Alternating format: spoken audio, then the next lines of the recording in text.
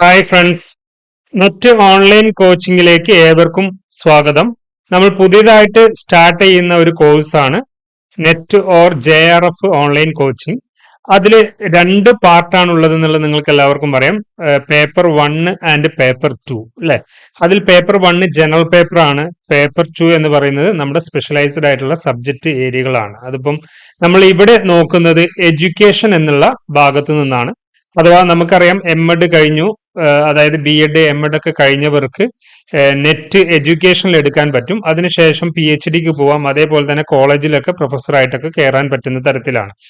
So നമ്മുടെ കുട്ടികളിൽ കുറെ പേര് MEd ക്വാളിഫൈ ചെയ്തവരുണ്ട്. അപ്പോൾ അത്തരത്തിലുള്ളവർക്ക് MEd പഠിച്ചുകൊണ്ടിരിക്കുന്നവരോ സെക്കൻഡ് ഇയർ പഠിച്ചുകൊണ്ടിരിക്കുന്നവരോ അതല്ലെങ്കിൽ MEd കംപ്ലീറ്റ് ചെയ്തവർക്കോ നെറ്റ് എഡ്യൂക്കേഷന് വേണ്ടിയിട്ട് അപ്ലൈ ചെയ്യാവുന്നതാണ്.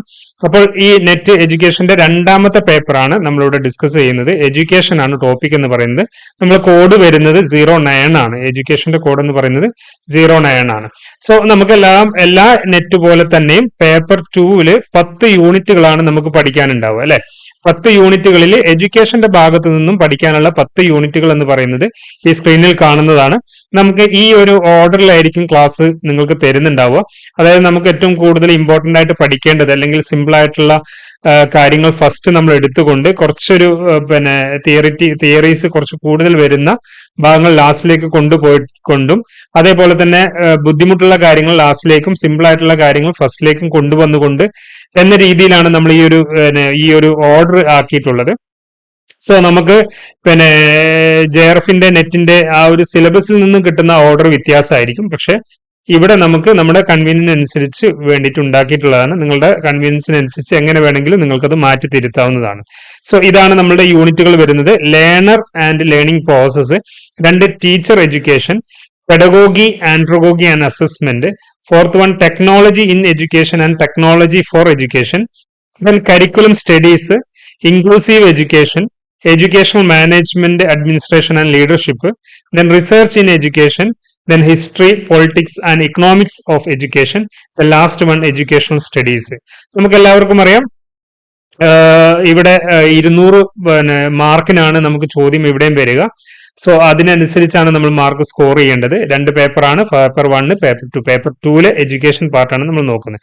നമുക്ക് ഈ ഒരു 10 യൂണിറ്റ് അറൌണ്ട് ഒരു 1800 to 2000 ക്വസ്റ്റ്യൻസ് അതിന്റെ എക്സ്പ്ലനേഷൻസുമാണ് നമ്മൾ പോകുന്നത്. ക്ലാസിന്റെ ഒരു ഫോർമാറ്റ് എന്ന് പറയുന്നത് ഒരു 1800 മുതൽ 2000 വരെയുള്ള ക്വസ്റ്റ്യൻസും ആ ക്വസ്റ്റ്യൻസിന്റെ ആൻസറും അതിനെ എലാബറേറ്റ് ചെയ്യുന്ന രീതിയിൽ ആ ക്വസ്റ്റ്യൻസിന്റെ ആൻസറുമാണ് നമ്മൾ ഡിസ്കസ് ചെയ്ത് കംപ്ലീറ്റ് ചെയ്യാൻ വേണ്ടി ശ്രമിക്കുന്നത്. നമുക്ക് ടെക്സ്റ്റ് ബുക്കോ മറ്റു കാര്യങ്ങളൊക്കെ വേണ്ടിയവരുണ്ടെങ്കിൽ അത് സെപ്പറേറ്റ് ആയിട്ട് തന്നെ നിങ്ങൾക്ക് അയച്ചു തന്ന് അത് അറേഞ്ച് ചെയ്ത് നിങ്ങൾക്ക് പഠിക്കാവുന്നതാണ്. അപ്പോൾ ക്വസ്റ്റ്യൻ ആൻസേഴ്സ് പോകുമ്പോൾ നമുക്ക് ക്വസ്റ്റ്യൻസ് നോക്കുമ്പോൾ അതിനെ അനലൈസ് ചെയ്യുന്ന സമയത്ത് ഒരു 3 രീതിയിലാണ് നമുക്ക് ക്വസ്റ്റ്യൻസ് വന്നത് കണ്ടിട്ടുള്ളത്. അതിൽ ഒന്ന് നോർമലി ജനറൽ ആയിട്ട് ചോദിക്കുന്ന ഒബ്ജക്റ്റീവ് ടൈപ്പ് ക്വസ്റ്റ്യൻസ്, പിന്നെ 2 സ്റ്റേറ്റ്മെന്റ് ബേസിലുള്ള ക്വസ്റ്റ്യൻസ്, മാച്ച് ദി ഫോളോയിങ് എന്ന രീതിയിലോ ലിസ്റ്റ് 1 ലിസ്റ്റ് 2 അത് തമ്മിൽ മാച്ച് ചെയ്യുക, അല്ലെങ്കിൽ സ്റ്റേറ്റ്മെന്റ്സുകൾ തന്നിട്ട് അതിൽ ആപ്റ്റ് ആയിട്ടുള്ള കാര്യങ്ങൾ സെലക്ട് ചെയ്യുക, അത്തരത്തിലുള്ള ക്വസ്റ്റ്യൻസ് രണ്ടാമത് വരും. മൂന്നാമത് എന്ന് പറയുന്നത് കോംപ്രിഹെൻസീവ് ആയിട്ടുള്ള ക്വസ്റ്റ്യൻസ് ആണ്. കോംപ്രിഹെൻഷൻ, അതായത് നിങ്ങൾക്കറിയാം പാരഗ്രാഫ് തരുന്നു, വലിയ 1, 2, 3 പാരഗ്രാഫ് തരുന്നു. ആ പാരഗ്രാഫിൽ നിന്ന് നമ്മൾ ക്വസ്റ്റ്യൻ ആൻസേഴ്സ് കണ്ടെത്തി എഴുതുന്ന രീതി അല്ലെ. അപ്പോൾ ഒരു 3 ടൈപ്പ് ഓഫ് ക്വസ്റ്റ്യൻസ് ആയിരിക്കും നമുക്ക് കൂടുതൽ ഉണ്ടാവുക. അതിൽ ഏറ്റവും കൂടുതൽ സ്റ്റേറ്റ്മെന്റ് ബേസിലുള്ള ക്വസ്റ്റ്യൻസ് ആണെന്ന് നിങ്ങൾ പ്രത്യേകം നോട്ട് ചെയ്യണം. അപ്പോൾ നമ്മൾ പഠിക്കുമ്പോൾ ഒരു ഏരിയ മൊത്തത്തിൽ പഠിക്കുമ്പോൾ ആ മൊത്തം ഏരിയയിലെ ഒരു ഓവറോൾ ലുക്കിംഗ് നമുക്ക് ഉണ്ടായിരിക്കണം. ഉദാഹരണത്തിന് ലേണിംഗ് തിയറി ഒക്കെ പഠിക്കുകയാണെങ്കിൽ എല്ലാ ലേണിംഗ് തിയറിന്റെയും ഓവറോൾ ലുക്കിംഗ് നമുക്ക് ഉണ്ടാവണം. അത്തരത്തിലുള്ളവർക്ക് മാത്രമായിരിക്കും. ഇപ്പൊ ഇന്റലിജൻസ് തിയറി ആണെങ്കിൽ ആ ഇന്റലിജൻസ് തിയറിയുടെ ഓവറോൾ ലുക്കിംഗ് നമുക്ക് ഉണ്ടാവണം. അത്തരത്തിൽ ഓവറോൾ ലുക്കിംഗ് ഉള്ളവർക്കായിരിക്കും എന്തുണ്ടാവുക, ആ ഒരു മാച്ച് ദി ഫോളോയിങ് ആണെങ്കിൽ സ്റ്റേറ്റ്മെന്റ് ബേസ്ഡുള്ള ക്വസ്റ്റ്യൻസ് ഒക്കെ നമുക്ക് ആൻസർ ചെയ്യാൻ പറ്റുക. ഇപ്പോൾ ഇതിന്റെ ഒരു നെറ്റിന്റെ സ്ട്രാറ്റജി എന്ന് പറയുന്നത് നമ്മൾ ഒരിക്കലും ഇൻഡെപ്ത് ആയിട്ട് എല്ലാ മേഖലകളിലും ഇൻഡെപ്ത് ആയിട്ട് പോകുന്നതിന് പകരം സെലക്റ്റീവ് ആയിട്ടുള്ള മേഖലകളിൽ ഇൻഡെപ്ത് ആയി പോവുകയും മറ്റുള്ള എല്ലാത്തിനും ഓവറോൾ ആയിട്ടുള്ള ഒരു കാഴ്ചപ്പാട് അല്ലെങ്കിൽ ഓവറോൾ ആയിട്ടുള്ള ഒരു കാര്യങ്ങൾ അറിയുകയും ചെയ്യുക എന്നുള്ളതാണ്. ഇപ്പം പേഴ്സണാലിറ്റി തിയറീസ് എടുത്ത് നോക്കുകയാണെങ്കിൽ എല്ലാ പേഴ്സണാലിറ്റി തിയറീസും അറിയുകയും ഓരോ പേഴ്സണാലിറ്റി തിയറീസിന്റെ വ്യക്തികളും പിന്നെ അതേപോലെ തന്നെ ഓരോ പേഴ്സണാലിറ്റി തിയറിസ്റ്റുകളും പറയുന്ന വേർഡുകളൊക്കെ നമ്മൾ ഓർത്തു വെക്കുകയൊക്കെയാണ് ചെയ്യേണ്ടത് എന്നുള്ളതാണ്. അപ്പൊ നമ്മൾ ക്വസ്റ്റ്യൻസിലേക്ക് പോകുക വഴി അതിന്റെ ഡീറ്റെയിൽഡ് ആയിട്ടുള്ള ഒരു കാര്യം, അതിന്റെ ഒരു സ്ട്രാറ്റജി എന്താണെന്നുള്ളത് നമുക്ക് മനസ്സിലാവും. അപ്പോൾ ആ ഒരു സ്ട്രാറ്റജി നമ്മൾ നിർബന്ധമായിട്ടും മനസ്സിലാക്കി വെക്കണം. വെച്ചതിന് ശേഷം വേണം നിങ്ങൾ ഇത് പഠിക്കാൻ. അതായത് അല്ലെങ്കിൽ പിന്നെ നിങ്ങൾ എന്ത് നെറ്റ് വളരെ വലിയൊരു കീറാമുട്ടിയായിട്ട് നിൽക്കാൻ നിങ്ങൾക്ക് തോന്നും. സോ നമ്മൾ ആ ക്വസ്റ്റ്യൻസ് നോക്കുകയും ആ ക്വസ്റ്റ്യൻസിന്റെ പാറ്റേൺ എന്താണെന്ന് മനസ്സിലാവുകയും ആ ഓരോ പാറ്റേണിലും എത്ര ലെവലിൽ നിന്ന് നിർത്തിക്കൊണ്ടാണ് ചോദ്യങ്ങൾ വരുന്നത് എന്ന് മനസ്സിലാക്കുകയും, അതായത് നേരിട്ട് ഡയറക്റ്റ് ചോദ്യമാണോ, അതിന്റെ സബ് പോയിന്റ്സിനെ കേന്ദ്രീകരിച്ചുകൊണ്ടാണോ, അതിന്റെ സബ് പോയിന്റ്സിന്റെ സബിനെ കേന്ദ്രീകരിച്ചുകൊണ്ടാണ് ചോദ്യങ്ങൾ വരുന്നത് എന്നുള്ളതാണ്. സബ് പോയിന്റ്സിനെ കേന്ദ്രീകരിച്ചുകൊണ്ടൊക്കെ ചോദ്യങ്ങൾ വരികയാണെങ്കിൽ അത് കുറച്ച് ടഫ് ആണ് എന്നുള്ളതാണ്. അപ്പോൾ അത്തരത്തിലുള്ള ടഫ് ആയിട്ടുള്ള ക്വസ്റ്റ്യൻസ് ഒക്കെ നമുക്ക് മാക്സിമം ഒരു 20% ഒക്കെ എക്സ്പെക്ട് ചെയ്യാൻ പറ്റുള്ളൂ. അപ്പോൾ ഇൻഡെപ്ത് ആയിട്ട് നമ്മൾ പഠിച്ചു പോയി കഴിഞ്ഞാൽ മാക്സിമം ഒരു 20% നമുക്ക് എന്ത് ചെയ്യാൻ പറ്റുള്ളൂ, കവർ ചെയ്യാൻ പറ്റുള്ളൂ. എന്നാൽ ഒരു 80% ഒരു സെക്കൻഡ് ലെവലിലുള്ള ക്വസ്റ്റ്യൻസ് ആയിരിക്കും. ഒരു 30-20% ഒരു ഫസ്റ്റ് ലെവലിലുള്ള ക്വസ്റ്റ്യൻസ് ആയിരിക്കും. First level means direct questions വരിക. മറ്റേതൊക്കെ സ്റ്റേറ്റ്മെന്റ് ലെവലിൽ, അതായത് ഒരു 60% ഒരു 50% സ്റ്റേറ്റ്മെന്റ് ലെവലിലുള്ള ക്വസ്റ്റ്യൻസ് ആയിരിക്കും. പിന്നെ ഒരു 20% ആണ് റാങ്ക് മേക്കിംഗ് അല്ലെങ്കിൽ JRF മേക്കിംഗ് അല്ലെങ്കിൽ സ്കോളർഷിപ്പ് കിട്ടത്തക്ക രീതിയിലുള്ള PhD ആസ്പിരൻസിന് വേണ്ടിയിട്ടുള്ള ക്വസ്റ്റ്യൻസ് എന്ന രീതിയിൽ ഒക്കെ വരുന്നത്. അപ്പോൾ ആ ഒരു സ്ട്രാറ്റജി ഒക്കെ നിങ്ങൾക്ക് ക്വസ്റ്റ്യൻ പേപ്പർ അനലൈസ് ചെയ്യുക വഴി നിങ്ങൾക്ക് മനസ്സിലാവുന്നുണ്ടാവും. ഓൾമോസ്റ്റ് മിക്കവാറും കുട്ടികൾ ഇതിനെക്കുറിച്ചൊക്കെ ഒരു കാഴ്ചപ്പാടുള്ളവരായിരിക്കും എന്ന് വിചാരിക്കുന്നു. കൂടുതലായിട്ട് നിങ്ങൾക്ക് ഇതിനെക്കുറിച്ച് എന്തെങ്കിലും അറിയണമെന്നുണ്ടെങ്കിലൊക്കെ നിങ്ങൾക്ക് കമന്റ് ചെയ്യാം. അറിയുന്ന രീതിയിൽ ഞാൻ അതിനെ എഴുതി നിങ്ങൾക്ക് കമന്റിന് റീപ്ലൈ ചെയ്യുക അല്ലെങ്കിൽ വേറെ വീഡിയോസ് ചെയ്യണമെന്നുണ്ടെങ്കിൽ ചെയ്യുകയൊക്കെ ചെയ്യാം. സോ നമുക്ക് ഈ ഒരു 10 യൂണിറ്റിനെ കേന്ദ്രീകരിച്ചുകൊണ്ടാണ് നമ്മൾ ക്ലാസ്സുകൾ പോകുന്നത്. അതിൽ ഫസ്റ്റ് യൂണിറ്റ് വരുന്നത് ലേണർ ആൻഡ് ലേണിംഗ് പ്രോസസ് എന്നുള്ളതാണ്. ഈ ഫസ്റ്റ് ഓരോ യൂണിറ്റിനും അതിൻ്റെതായിട്ടുള്ള സിലബസുകൾ ഉണ്ട്. നമുക്ക് BEdനോ MEdനോ പഠിച്ച മുഴുവൻ സിലബസും നമ്മൾ എടുത്ത് കവർ ചെയ്യേണ്ടതില്ല. നെറ്റിൻ്റെതായിട്ടുള്ള സിലബസ് ഉണ്ട്, ഏരിയകളുണ്ട്. ആ ഏരിയകൾ മാത്രം എടുത്തുകൊണ്ടാണ് നമ്മൾ പഠിക്കേണ്ടത് എന്നുള്ളത് പ്രത്യേകം നോട്ട് ചെയ്യണം. സോ ഈ ലേണർ ആൻഡ് ലേണിംഗ് പ്രോസസ്സിൽ നമുക്കൊരു 4 വിഭാഗമായിട്ട് തിരിച്ചിട്ടുണ്ട്. ഈ ഒരു ഫസ്റ്റ് യൂണിറ്റിൽ നമുക്ക് 4 വിഭാഗമായിട്ട് തിരിച്ചിട്ടുണ്ട്. ആ 4 വിഭാഗത്തിലെ ഗ്രോത്ത് ആൻഡ് ഡെവലപ്മെന്റ് ഒരു ഏരിയയാണ്. എല്ലാവരും സുപരിചിതമായിട്ടുള്ള ഒരു മേഖലയാണ് ഗ്രോത്ത് ആൻഡ് ഡെവലപ്മെന്റ്. ദെൻ രണ്ടാമതായിട്ട് വരുന്ന approaches to intelligence from unitary to multiple theory എന്ന് പറയുന്നത്. അതായത് ഇന്റലിജൻസ് തിയറിയാണ് ഇവിടെ എടുത്ത് പറയുന്നത്. ഇന്റലിജൻസ് തിയറീസ് ആണ് രണ്ടാമത്തെ ഏരിയ എന്ന് പറയുന്നത്.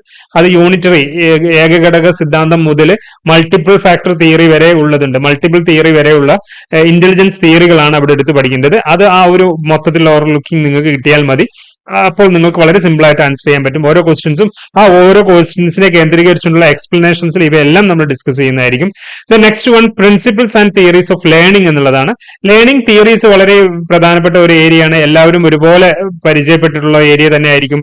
പക്ഷെ ഇവ ഓരോന്നിന്റെയും പരസ്പരം തമ്മിലുള്ള ബന്ധവും ഓരോ വ്യക്തികളും ഒരേപോലെ നമ്മൾ മനസ്സിലേക്ക് കയറി വരിക എന്നുള്ളതും കമ്പയർ ചെയ്ത് പഠിക്കുക എന്നുള്ളതൊക്കെയാണ് ഇതിന്റെ ഭാഗമായിട്ട് നെറ്റിന്റെ ഭാഗമായിട്ട് നമ്മൾ എടുത്ത് നോക്കേണ്ടത്.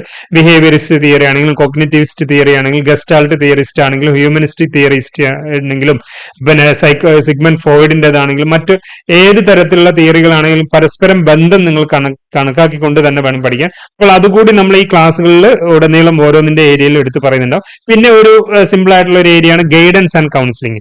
ഇങ്ങനെ 4 മേഖലകളായിക്കൊണ്ടാണ് എന്തിന് തരംതിരിച്ചിട്ടുള്ളത്, ഫസ്റ്റ് യൂണിറ്റിന് തരംതിരിച്ചിട്ടുള്ളത്. സോ നമുക്ക് ഫസ്റ്റ് നോക്കുമ്പോൾ ഗ്രോത്ത് ആൻഡ് ഡെവലപ്മെന്റിൽ എടുത്തു പറയുന്ന ഒന്നാണ് എന്തെന്ന് പേഴ്സണാലിറ്റി അപ്രോച്ചസ് എന്ന് പറയുന്നത്. അപ്പൊ നമ്മൾ പിന്നെ BEdലും MEdലും ഒക്കെ പേഴ്സണാലിറ്റി അപ്രോച്ചസ് കാറ്ററ്റിലാണെങ്കിലും CTEറ്റിനും മറ്റൊക്കെ നിങ്ങൾ അത് എടുത്ത് പഠിച്ചിട്ടുണ്ടാവും. പക്ഷെ അവിടെ ഒന്നും പഠിച്ച രീതിയിലല്ല നമ്മൾ ഇവിടെ എടുത്ത് പറയുന്നത്. അപ്പൊ ഈ പേഴ്സണാലിറ്റിയിൽ തന്നെ തിയറികൾ കുറെ തിയറികൾ പറയുന്നുണ്ട്. അത് ഫ്രോയിഡിന്റെ പേഴ്സണാലിറ്റി തിയറി പറയുന്നുണ്ട്, കാൾ റോജേഴ്സിന്റേതുണ്ട്, ഗോർഡൻ ഓൾപോർട്ടിന്റേതുണ്ട്, മാക്സ് വെർത്തിമേറിന്റെ കെർട്ട് കോഫ്ക. മാക്സ് വെർത്തിമേറും കെർട്ട് കോഫ്കയൊക്കെ എന്താണ് ഗസ്റ്റാൾട്ട് തിയറിസ്റ്റ് ആണ്. ഗോർഡൻ ഓൾപോർട്ട് അത് പേഴ്സണാലിറ്റി തിയറിസ്റ്റ് ആണ്. കാൾ റോജേഴ്സ് ഹ്യൂമനിസ്റ്റ് ആണ്. ദെൻ സിഗ്മണ്ട് ഫ്രോയിഡിന്റേതാണ് മറ്റൊരു തിയറി.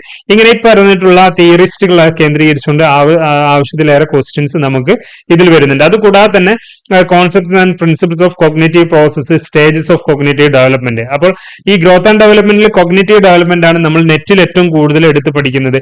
അപ്പോൾ ആ കോഗ്നിറ്റീവ് തിയറിസ്റ്റുകളെ കേന്ദ്രീകരിച്ചുകൊണ്ട് കൂടി പറയണം. പിന്നെ പേഴ്സണാലിറ്റി തിയറികളാണ്. പിന്നെ വരുന്നത് mental health and mental hygiene ആണ്. അപ്പോൾ ഇവിടെ നമ്മൾക്ക് എടുത്ത് നോക്കുമ്പോൾ 3 കാര്യങ്ങളുണ്ട്. ഈ ഗ്രോത്ത് ആൻഡ് ഡെവലപ്മെന്റിൽ 3 കാര്യങ്ങൾ നമ്മൾ എടുത്ത് പഠിക്കുന്നുണ്ട്. ഒന്ന് കോഗ്നിറ്റീവ് ഏരിയ ആണ്, 2 പേഴ്സണാലിറ്റി ഏരിയ ആണ്, 3 mental health and mental hygiene ആണ്. രണ്ടാമത്തെ ഏരിയ നോക്കൂ, approaches to intelligence from unitary to multiple എന്നുള്ളത്. അപ്പോൾ ഇന്റലിജൻസ് തിയറികളാണ് ഇവിടെ എടുത്ത് പറയുന്നത്. ഇന്റലിജൻസ് തിയറികൾ 8-10 തിയറികൾ നമുക്ക് എടുത്ത് പഠിക്കാൻ പറ്റും. അപ്പോൾ ആ ഒരു സോഷ്യൽ ഇന്റലിജൻസ് വരാം, മൾട്ടിപ്പിൾ ഇന്റലിജൻസ് വരാം, ഇമോഷണൽ ഇന്റലിജൻസ് വരാം. അപ്പോൾ ഈ ഒരു 3 കോൺസെപ്റ്റുകൾ ആദ്യം നമ്മൾ മനസ്സിലാക്കണം. പിന്നീടാണ് സ്റ്റെൻബർഗിന്റെയും ഗാർഡനറുടേതും മറ്റു തിയറിസ്റ്റുകളൊക്കെ നമ്മൾ എടുത്ത് പഠിക്കേണ്ടത്. അത് എല്ലാ തിയറിസ്റ്റുകളും എടുത്ത് പറയണം. ഇവിടെ സ്റ്റെൻബർഗും ഗാർഡനറും മാത്രം എടുത്ത് പറയുന്നത് നോക്കണ്ട.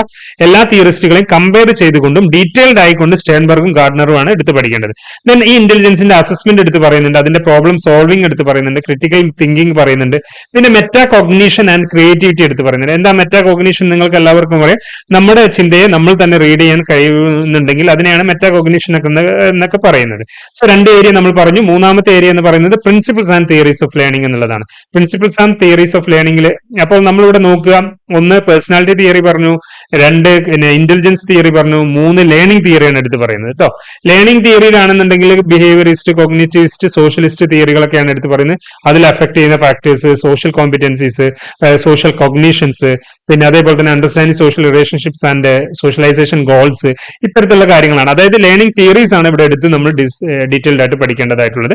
ലാസ്റ്റ് 1 ഗൈഡൻസ് ആൻഡ് കൗൺസിലിംഗ് ആണ്. ഗൈഡൻസ് ആൻഡ് കൗൺസിലിംഗിനും പിന്നെ കുറച്ച് അപ്രോച്ചുകൾ എടുത്ത് പറയുന്നുണ്ട്, കൗൺസിലിംഗിന്റെ അപ്രോച്ചുകൾ എടുത്ത് പറയുന്നുണ്ട്, ഗൈഡൻസിന്റെ ഏതൊക്കെ ടൈപ്പ് ഓഫ് ഗൈഡൻസുകളാണ് എടുത്ത് പറയുന്നത് എന്നുള്ളത് പറയുന്നുണ്ട്. അപ്പോൾ ഇതൊക്കെ നമുക്ക് വായിച്ചാൽ മനസ്സിലാവുന്നതാണ്. അപ്പോൾ നിങ്ങൾക്ക് ഇവയൊന്നും തന്നെ പരിചയമില്ലാത്ത കാര്യങ്ങൾ ഉണ്ടാവില്ല. പക്ഷെ ക്വസ്റ്റ്യൻസിനെയാണ് നമ്മൾ എന്ത് ചെയ്യേണ്ടത്, ഇതിനെ അനലൈസ് ചെയ്തുകൊണ്ട് എടുത്ത് പഠിക്കേണ്ടത്. അപ്പോൾ ഫസ്റ്റ് യൂണിറ്റിൽ നമ്മൾ എടുത്ത് പറയുന്ന കാര്യം എന്താണ്? പേഴ്സണാലിറ്റി തിയറീസ് ആണ് ഇതിൽ എടുത്ത് പറയുന്നത് ഫസ്റ്റ് പാർട്ടിൽ. രണ്ടാമത്തെ പാർട്ടിൽ ഇന്റലിജൻസ് തിയറീസ് ആണ് എടുത്ത് പറയുന്നത്. മൂന്നാമത്തെ പാർട്ടിൽ ലേണിംഗ് തിയറീസ് ആണ് എടുത്ത് പറയുന്നത്. നാലാമത്തെ പാർട്ടിൽ ഗൈഡൻസും കൗൺസിലിംഗുമാണ് എടുത്ത് പറയുന്നത്. ഇനി നമുക്ക് ഇവയെ കേന്ദ്രീകരിച്ചുള്ള ഓരോ ചോദ്യങ്ങളും ആ ഓരോ ചോദ്യങ്ങളുടെയും എക്സ്പ്ലനേഷൻസും വളരെ സിമ്പിൾ ആയിട്ട്, വളരെ സ്ലോ ആയിട്ട്, വളരെ മനസ്സിലാവുന്ന തരത്തിലേക്ക് എടുത്ത് പോവാം. എന്നിട്ട് അതിൽ നിന്നും നിങ്ങൾക്ക് കൂടുതൽ വേണമെന്നുണ്ടെങ്കിൽ നമ്മൾ തരുന്ന നോട്ടിൽ നിന്നോ അല്ലെങ്കിൽ നിങ്ങൾക്ക് അയച്ചു തരുന്ന ടെക്സ്റ്റ് ബുക്കിൽ നിന്നോ അല്ലെങ്കിൽ നിങ്ങൾക്ക് ആവശ്യമായി വേണ്ടി വരുന്ന ടെക്സ്റ്റ് ബുക്കിൽ നിന്നോ നിങ്ങൾ പിന്നീട് റെഫർ ചെയ്ത് പഠിച്ചാൽ മതി. അപ്പോൾ ഏറ്റവും നല്ലത് ഇപ്പം ഒരു 3 മാസം, 2 മാസം, 6 മാസം അല്ലെ, ഇപ്പോൾ ഒരു എക്സാം വരുന്നുണ്ട്, അടുത്ത ബാച്ച് ഒരു 6 മാസത്തിന്, അടുത്ത ബാച്ചിനെയാണ് നമ്മൾ ഇതിനെ ഫോക്കസ് ചെയ്യുന്നത്. ഇപ്പോൾ വരുന്ന എക്സാമിലേക്ക് കുറെ കൂടി നിങ്ങൾക്ക് കുറച്ച് മുൻപേ തുടങ്ങേണ്ടതായിരുന്നു, നമ്മളത് സ്റ്റാർട്ട് ചെയ്യാൻ വൈകിട്ടുണ്ടായിരുന്നു. പക്ഷെ ഇനി വരുന്ന ബാച്ചിൽ എല്ലാവർക്കും ഇത് വളരെ വളരെ യൂസ്ഫുൾ ആയിരിക്കും. സോ എല്ലാവരും നന്നായി തന്നെ പഠിക്കുക, നന്നായി പഠിച്ചു തുടങ്ങുക. ഇതേപോലെ തന്നെ 10 യൂണിറ്റുകൾ നമുക്ക് ദൈവം അനുഗ്രഹിച്ചാൽ നമുക്ക് കവർ ചെയ്യണം എന്നത് തന്നെയാണ് ആഗ്രഹിക്കുന്നത്. ഒരു 1800 മുതൽ 2000 ക്വസ്റ്റ്യൻസ് ആണ് ഈ 10 യൂണിറ്റിൽ നിന്ന് നമ്മൾ സെലക്ട് ചെയ്തുകൊണ്ട് നിങ്ങൾക്ക് എക്സ്പ്ലനേറ്റീവ് മാനറിൽ നിങ്ങൾക്ക് പറഞ്ഞു തരാൻ ആഗ്രഹിക്കുന്നത്. അതുകൂടാതെ തന്നെ അതിനോട് സപ്പോർട്ടിംഗ് ആയിട്ടുള്ള PDF നോട്ട്സുകളൊക്കെ നിങ്ങൾക്ക് അയച്ചു തരുന്നതായിരിക്കും. സോ ഇത് നമുക്കൊരു പിന്നെ ഫ്രീ ബാച്ചും വരുന്നുണ്ട്, പിന്നെ പെയ്ഡ് ബാച്ചും വരുന്നുണ്ട്. ഫ്രീ ബാച്ച് കൂടാതെ പെയ്ഡ് ബാച്ചിൽ ജോയിൻ ചെയ്യാൻ താല്പര്യമുള്ളവരാണെങ്കിൽ താഴെ കാണുന്ന നമ്പറിലൊക്കെ നിങ്ങൾക്ക് കോൺടാക്ട് ചെയ്യാം. ഇനി ഇതുമായി ബന്ധപ്പെട്ട് എന്തെങ്കിലും ഡൗട്ട്സുകൾ ഉണ്ടെങ്കിൽ മറ്റെന്തെങ്കിലും കൂടുതലായിട്ടുള്ള ജനറൽ വീഡിയോസ് നിങ്ങൾക്ക് ആവശ്യമെന്നുണ്ടെങ്കിൽ അതിന് വേണ്ടിയിട്ട് നിങ്ങൾക്ക് ഇതിന്റെ കീഴെ കമന്റ് ചെയ്യാം. സോ എല്ലാവരും നന്നായി പഠിക്കുക. അടുത്തൊരു വീഡിയോയിൽ നമുക്ക് ഇതുമായി ബന്ധപ്പെട്ടുള്ള ക്വസ്റ്റ്യൻ ആൻസേഴ്സ് ഡിസ്കസ് ചെയ്ത് തുടങ്ങാം. So all the very best. Thank you.